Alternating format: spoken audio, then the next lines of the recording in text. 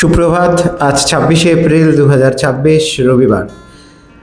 রবিবার কিংবা সপ্তাহের অন্যান্য দিনগুলো আমার কাছে খুব একটা ডিফারেন্সিয়েট করে না, কারণ অন্যান্য দিন যেমন অফিসের কাজ থাকে তেমনি রবিবার থাকে বাড়ির কাজ। আজ 6:30টার সময় ঘুম ভাঙলো। ঘুম ভেঙেই মনে হলো যে বাড়িঘর একটুখানি পরিষ্কার পরিচ্ছন্ন করা দরকার। সেই পয়লা বৈশাখের আগে আমি বাড়িঘর পরিষ্কার করেছিলাম, তারপর একটা সপ্তাহ একটুখানি নিজেকে বিশ্রাম দিয়েছিলাম, অর্থাৎ এসবের দিক থেকে একটু চোখ ঘুরিয়ে রেখেছিলাম। কিন্তু মনে হলো যে না, আজকে একটু বাড়িঘরগুলোকে একটু পরিষ্কার করি। তো সেই মতো কাজকর্ম শুরু করলাম।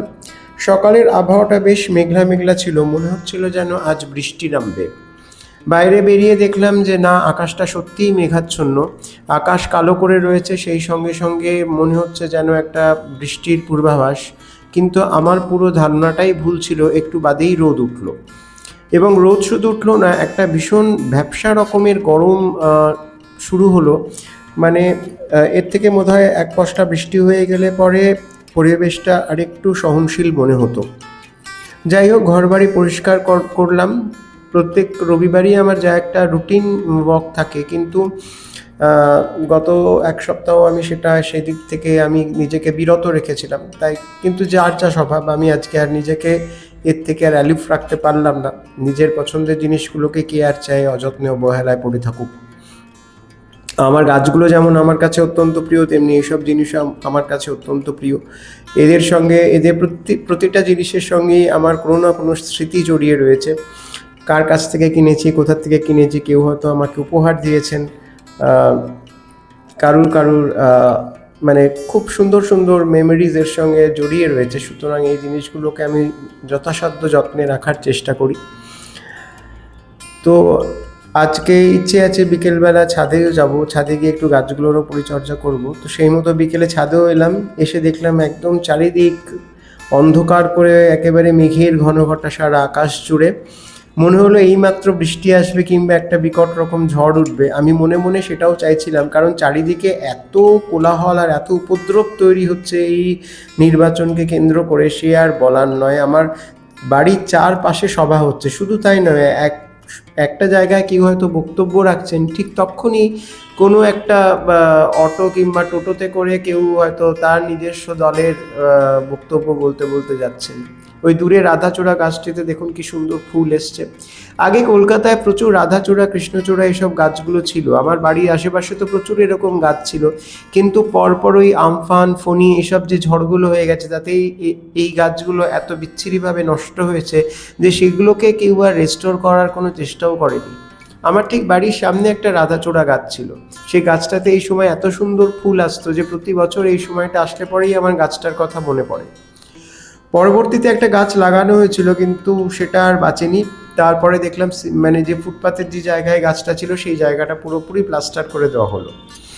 তাই সেখানে আর গাছ লাগানোর সম্ভাবনা একদম সমূলে বিনষ্ট হলো। আজকে কিছু কিছু জিনিস, এই ভোটের চারিদিকে যে বক্তব্যগুলো শুনছে সেগুলো কোনোটাই মানে ঠিক মতো নিজের কাছে অ্যাকসেপ্টেবল মনে হচ্ছে না। খালি মনে হচ্ছে যে আমাদের এই যে এইগুলো সব চারিদিকে যা ঘটছে, এই যে নির্বাচন বলুন, যাই বলুন, সেটা কোথাও কোথাও কি একটা প্রহসনে গিয়ে দাঁড়াচ্ছে না।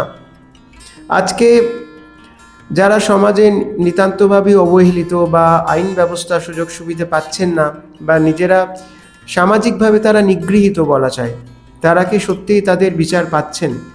তারা তো বিচার পাচ্ছেন না। তারা উল্টে আরও চেষ্টা করছেন যে এই ভোটের মাধ্যমে যদি কোনো একটা সাংবিধানিক ক্ষমতা অ্যাকোয়ার করা যায়, তাহলে সেই ক্ষমতার বলে হয়তো আমি তার বিচারটা পেতে পারবো। নমস্কার, আশা করছি সবাই ভালো আছেন, সুস্থ আছেন এবং যথাযথভাবে নিজের যত্ন রাখছেন। আমাদের বর্তমান পরিস্থিতিতে কিন্তু একটা জিনিস সবসময় মাথায় রাখবেন, নিজের প্রতি যত্নবান হওয়াটা কিন্তু ভীষণভাবে জরুরি। আপনি যেই হোক না কেন, আপনি যে প্রফেশনেই থাকুন না কেন, নিজের প্রতি বিশ্বস্ত থাকবেন, যত্নবান থাকবেন। তা না হলে কিন্তু খুব মুশকিল।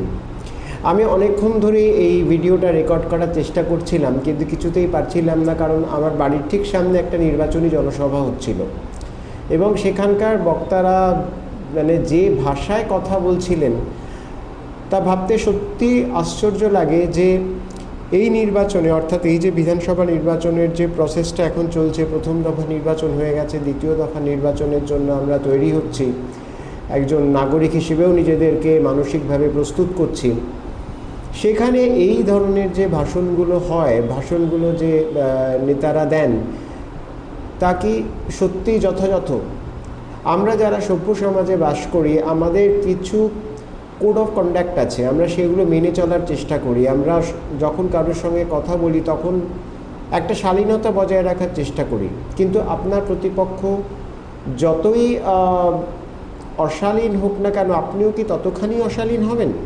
এটা কি ঠিক মানে মেনে নেওয়া যায়? সেই বঙ্কিমচন্দ্র বলেছিলেন না যে নবকুমারের মুখ দিয়ে, তুমি অধম, তা বলি আমি উত্তম না হইব কেন? তুমি খারাপ হতেই পারো, কিন্তু এটা তার মানে এই নয় যে তোমার সঙ্গে যখন আমি কথা বলবো তখন আমিও খারাপ হব, আমিও খারাপ ভাষায় কথা বলবো। আমি তো ভালো ভাষাতেও কথা বলতে পারি। আমি তো নিজের শালীনতাটুকু আমি মেনটেন করতে পারি। সেটাই তো করা উচিত। আজকে যারা ভোট চাইতে আসছেন তারা কিন্তু আমার পরিচিত, অর্থাৎ আমার বাড়ির আশেপাশেই তারা থাকেন, কিন্তু সেই ভদ্র মুখোশের আড়ালে যখন এরা এই নির্বাচনী বক্তৃতাগুলো করেন তখন এদের আসল মুখোশটা বেরিয়ে পড়ে, এবং সেটাই সবচেয়ে বিপজ্জনক, সমাজের ক্ষেত্রেও বিপজ্জনক। আজকে কিছুক্ষণ আগে আমি টিভিতে একটা নিউজ দেখছিলাম যে এখনও পর্যন্ত প্রায় 500-রও বেশি সমাজবিরোধীকে পুলিশ পাকড়াও করেছে যাতে দ্বিতীয় দফার ভোটে কোনো গণ্ডগোল না হয়। কিন্তু দ্বিতীয় দফার যে ভোট, সেটা নিয়ে সবাই একটু সন্দিহান, কারণ যেসব জায়গায় ভোটগুলো হচ্ছে, বিশেষ করে দক্ষিণ 24 পরগনা, নদিয়ার কিছু জায়গা, এসব জায়গায় কিন্তু ভোট সন্ত্রাস কী জিনিস এটা কিন্তু এরা খুব ভালোভাবে জানে। শুধু তাই নয়, শহর কলকাতাও তার থেকে বাদ যায় না। শহর কলকাতাও কিন্তু খুব একটা পিছিয়ে নেই।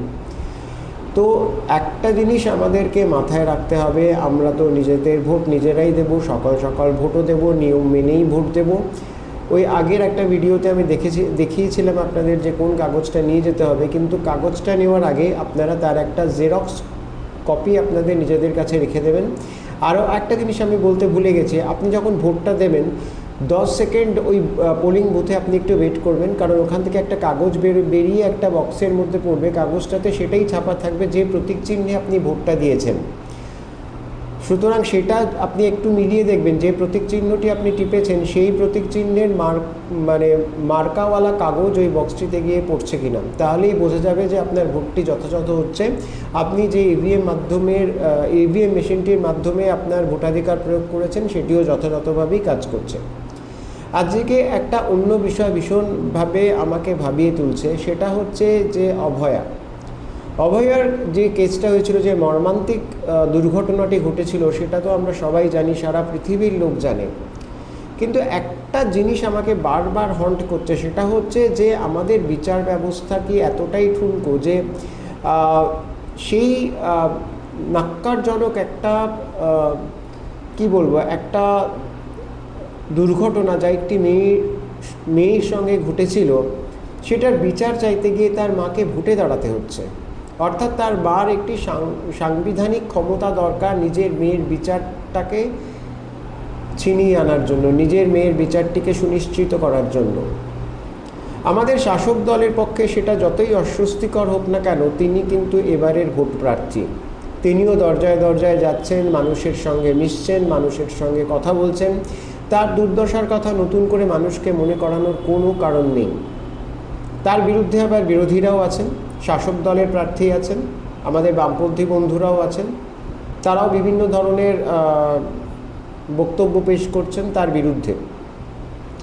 এটা ভাবতে খুব খারাপ লাগছে যে আমাদের মানবিকতার দিক থেকে আমরা কতটা নিচে নেমে গেলে তবে এই জিনিসগুলো ঘটতে থাকে, এই জিনিসগুলো ক্রমাগতভাবে ঘটতে থাকে আমাদের চারপাশে, আমাদের নিজেদের চেনাশোনা মানুষজনের পক্ষে, যারা ক্রমাগতই আমাদের এই যে সোশ্যাল সিস্টেমটা আছে, এই যে আমাদের বিচার ব্যবস্থাটা আছে, তার দ্বারা হেনস্থা হচ্ছেন। আগে কি হতো, আমাদের ছোটোবেলায় না আমরা ওই বিভিন্ন ঘটনাগুলো খবরের কাগজে পড়তাম, তখন তো আর এত সোশ্যাল মিডিয়ার তো এত সক্রিয় ছিল না, তখন একমাত্র মাধ্যম ছিল খবরের কাগজ আর রেডিওর খবর। সেখানে মাঝে মাঝে ওই বিহারের প্রত্যন্ত অঞ্চল কিংবা ইউপির প্রত্যন্ত অঞ্চলে হরিজন সম্প্রদায়ের ওপর অরাজকতা, এইসব ঘটনাগুলো চোখের সামনে উঠে আসতো এবং সেই ব্যাপারে আমরা যথেষ্ট, একজন শহুরে বিদগ্ধ মানুষ হিসেবে আমরা যথেষ্ট অশ্রুপাত করতাম, নাটক লিখতাম, আমরা সিনেমা বানাতাম, এসব অনেক হয়েছে। বিজয় তেন্ডুলকরের কমলা এই নাটকটির কথা অনেকের হয়তো মনে আছে, যাদের মনে নেই তারা, আজকের প্রজন্মের কাছে আমি অনুরোধ জানাবো, তারা গুগলে গিয়ে এটা সার্চ করবেন, পেয়ে যাবেন। একটি মর্মন্তুদ ঘটনা ঘটেছিল সেখানে। তারপরে যখন আরও কিছু কিছু ঘটনাগুলো আমাদের চোখের সামনে এসছিল, যেমন বিহারের কিছু নির্বাচন এবং নির্বাচন পরবর্তী কিছু সন্ত্রাসের ঘটনা, এইসব আমাদের চোখের সামনে এসছিল, কিন্তু তারা কিন্তু নিজেদের শুধরে নিয়েছেন। আজকে পশ্চিমবঙ্গের মতো আর কোথাও আমার মনে হয় না নির্বাচন কমিশনকে এত বেশি করে নির্বাচন কর্মকাণ্ডের সঙ্গে জড়িয়ে থাকা সত্ত্বেও তাকে আরও বেশি করে রাজ্যের আইন ব্যবস্থাটাকে নিজের হাতে তুলে নিতে হয়। এটা আমি কিন্তু কোথাও দেখিনি এবং পশ্চিমবঙ্গ এটা আমি এই প্রথমবার দেখছি, যেখানে নির্বাচন কমিশন কার্যত রাজ্যের পুরো শাসন ব্যবস্থাটাকে নিজের হাতে তুলে নিয়েছেন এবং তারা এটাও আশ্বস্ত করেছেন যে নির্বাচন পরবর্তী যে হিংসা পশ্চিমবঙ্গে চলে, যেটা পশ্চিমবঙ্গের রেওয়াজ, সেটাকেও তারা প্রতিহত করবেন।